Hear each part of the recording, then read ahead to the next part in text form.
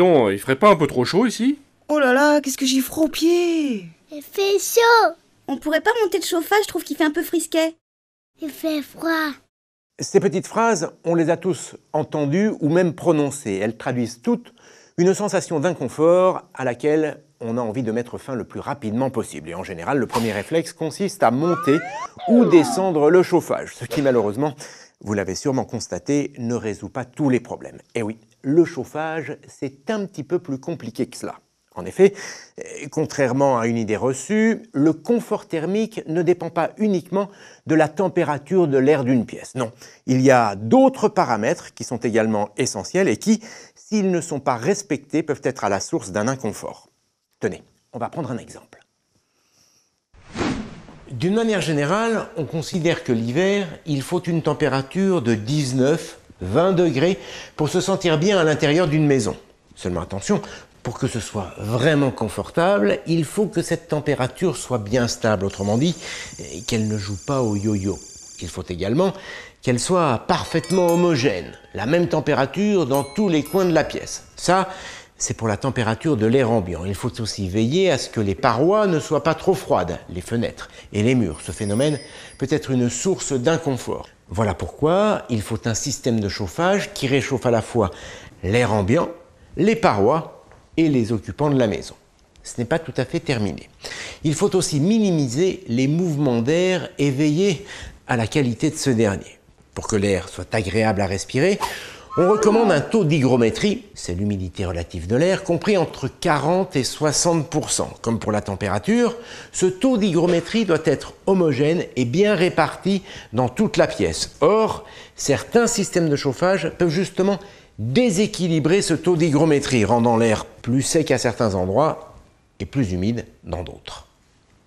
C'est donc en jouant sur tous ces paramètres, la stabilité et l'homogénéité de la température, celle du taux d'hygrométrie et les mouvements d'air, que l'on peut atteindre un confort thermique satisfaisant. Alors bien sûr, les systèmes de chauffage sont des acteurs importants pour atteindre ce confort thermique, mais l'isolation du logement et la performance des fenêtres le sont tout autant. D'ailleurs, très souvent, des travaux d'isolation sont suffisants pour améliorer le confort thermique et dans tous les cas, ils doivent être étudiés avant de rénover un système de chauffage. Pendant bien longtemps, et souvent à juste titre, on a pensé que le chauffage électrique n'était pas en mesure d'atteindre un confort thermique, comment dire, absolu. C'est vrai que quand on parle de chauffage électrique, on pense bien souvent au fameux convecteur. Normal, c'est le tout premier système de chauffage électrique qui a vu le jour. C'était dans les années 70. Comme son nom l'indique, le convecteur fonctionne sur un principe physique simple, la convection. Un convecteur est équipé d'une résistance qui se trouve à l'intérieur d'un caisson métallique. Au contact de cette résistance, l'air se réchauffe. L'air chaud étant moins dense que l'air frais, il s'élève et s'échappe par le haut de l'appareil, tandis que l'air ambiant, plus frais, vient prendre sa place, etc., etc. Ça tourne en boucle, d'où le mouvement de convection. Alors ce système de chauffage est loin d'être parfait. En effet, d'une manière générale, l'air chaud ayant tendance à s'élever, il fait toujours plus chaud en haut qu'en bas de la pièce. Et avec les convecteurs, c'est encore plus flagrant. La température de la résistance grimpe jusqu'à 300 degrés Celsius. L'air chaud qui s'échappe de l'appareil atteint facilement 100 degrés Celsius et parfois plus. Résultat, la température de l'air à l'intérieur de la pièce est, comme vous le voyez, très stratifiée. Et pas la peine d'être un géant pour s'en apercevoir. Même chose avec l'humidité. L'air est plutôt sec au niveau du visage. Dommage, car c'est l'air que l'on respire, alors qu'il est plutôt humide au niveau du sol. Bref, vous l'avez compris, en matière de confort thermique, le convecteur, c'est pas vraiment ce qui se fait de mieux. Le deuxième système de chauffage électrique qui a vu le jour, c'est le panneau rayonnant. On parle également de panneau radiant. On l'appelle comme ça, car il associe à la convection un autre phénomène physique de transfert de chaleur, le rayonnement. Pour bien comprendre, je vous emmène au ski, à la montagne, en plein hiver. Oh non! Un bel hiver avec un beau soleil! Voilà, nous y sommes. La température extérieure est de moins 5 degrés Celsius. Certes, c'est un peu frisqué et pourtant, avec ce beau soleil et malgré le froid, on n'a qu'une idée en tête, celle de retirer l'anorak et de se prélasser en t-shirt à une terrasse. Et tout ça alors qu'il fait moins 5 degrés Celsius. Comme quoi, la température de l'air n'est pas le seul critère du confort. En fait, c'est le soleil qui nous réchauffe directement par rayonnement. Des rayons infrarouges précisément, des rayons invisibles à l'œil nu, mais que nous ressentons parfaitement. D'ailleurs, il suffit d'un nuage et tout de suite on sent la différence. Brrr. Le panneau rayonnant fonctionne sur le même principe. La résistance électrique placée à l'intérieur de l'appareil chauffe une grande plaque qui va rayonner à son tour.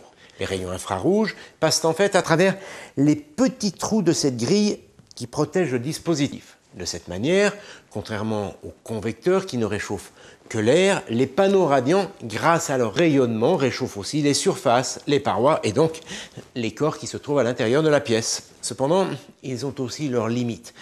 Pour rayonner, les plaques doivent être très chaudes, environ 250 degrés Celsius. Résultat, le rayonnement produit souvent trop de chaleur. D'ailleurs, on le ressent parfaitement lorsqu'on se trouve à proximité du panneau, dans les premiers mètres. Et puis, la température très élevée du panneau provoque là aussi une convection encore très importante qui produit, comme pour les convecteurs, une stratification de la température et du taux d'hygrométrie.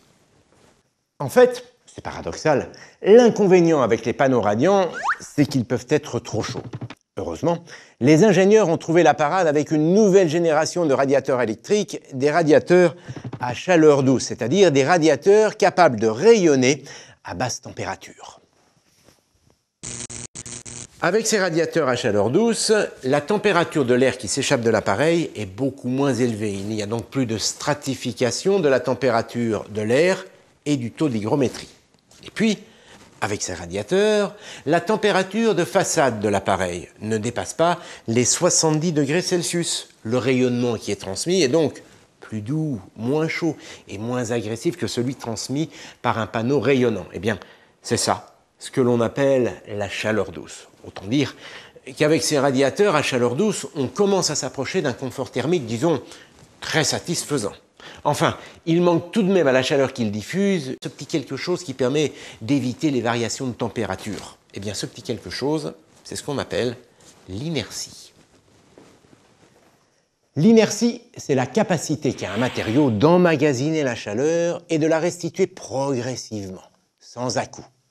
Alors, ce n'est pas quelque chose de nouveau, bien au contraire. Nos grands-parents utilisaient déjà ce phénomène quand ils se chauffaient avec la cheminée. Vous avez sûrement remarqué la plaque de fonte qui est placée à l'arrière de la cheminée. Eh bien, lorsque le feu est alimenté, il réchauffe la pièce ainsi que la plaque de fonte qui monte en température. Puis, lorsque le feu prend fin, que les bûches de bois sont consumées, eh bien, la plaque de fonte prend le relais et diffuse sa chaleur progressivement. Grâce à cette inertie, les radiateurs se comportent toujours comme un point chaud permanent, stable et homogène. Du coup, la température de la pièce le devient aussi. Vous l'avez donc compris, c'est en utilisant les propriétés de la chaleur douce, c'est-à-dire un rayonnement à basse température et de l'inertie qui apporte une température stable et homogène dans la durée, que le confort thermique est le plus grand. Aujourd'hui, il existe différents systèmes de radiateurs chaleur douce à inertie. Il y a par exemple les radiateurs à fluide caloporteur. La résistance électrique est placée en bas de l'appareil et elle réchauffe un fluide qui se trouve à l'intérieur et qui ensuite va chauffer la façade en aluminium. Et c'est cette dernière qui se met ensuite à rayonner tout en douceur. Puis, lorsque le radiateur est en veille, eh bien, il n'y a pas de rupture. Grâce à l'inertie du fluide caloporteur, eh bien, le radiateur continue à diffuser doucement sa chaleur. Et puis, il y a des radiateurs qui utilisent un double corps de chauffe, c'est-à-dire deux systèmes de chauffage différents qui sont contrôlés électroniquement et peuvent fonctionner indépendamment. Le radiateur est équipé d'un film chauffant en façade et d'un corps de chauffe en fonte à l'arrière. Concrètement, ce film est parcouru par une résistance extrêmement fine. Ce film fonctionne sur le même principe qu'une vitre dégivrante de véhicule. Il est très réactif, autrement dit, il monte très rapidement en température. Il chauffe la façade qui ensuite rayonne tout en douceur. Alors en général, ce dispositif suffit durant les premières fraîcheurs de l'automne. Puis, quand l'hiver est bien là, eh bien, le corps de chauffe en fonte à l'arrière vient en renfort et grâce à l'inertie de la fonte, eh bien, la température est toujours bien stable et homogène, même les jours les plus froids. Alors bien sûr, en fonction de la gamme, du fabricant et surtout des matériaux utilisés, ces radiateurs à chaleur douce et à inertie sont plus ou moins performants, mais tout de même, parmi tous les systèmes de chauffage électrique, eh bien, ce sont ces radiateurs qui apportent le plus grand confort thermique. Ils sont aussi performants, voire plus, que le chauffage central, en sachant qu'ils présentent un autre avantage par rapport au chauffage central. L'utilisateur peut choisir la température de chaque pièce en fonction de ses besoins. Alors je sais ce que vous allez me dire, et l'écologie dans tout ça? Eh bien en fait, comme dans bien des cas, c'est en fonction de la manière dont il est utilisé qu'un radiateur électrique se révèle écologique et économique.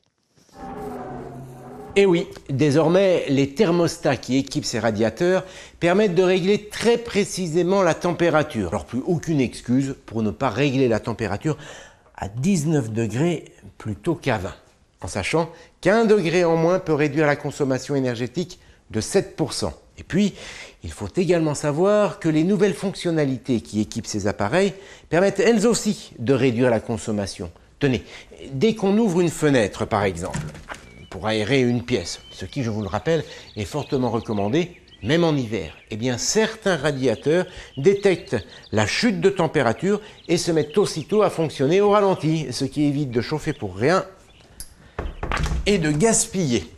Et puis, certains radiateurs sont même équipés de détecteurs de présence. Grâce à ce dispositif, ils s'adaptent au rythme de la maison. Une pièce est occupée, il la chauffe en mode confort. En revanche, quand elle est inoccupée pendant un certain temps, ce que l'appareil détecte, eh bien, la température du radiateur baisse progressivement pour économiser de l'énergie. Autrement dit, vous l'aurez compris, le temps des bons vieux convecteurs qu'on appelait familièrement grille-pain est révolu. Avec les radiateurs chaleur douce à inertie, on a la bonne quantité de chaleur au bon endroit et au bon moment.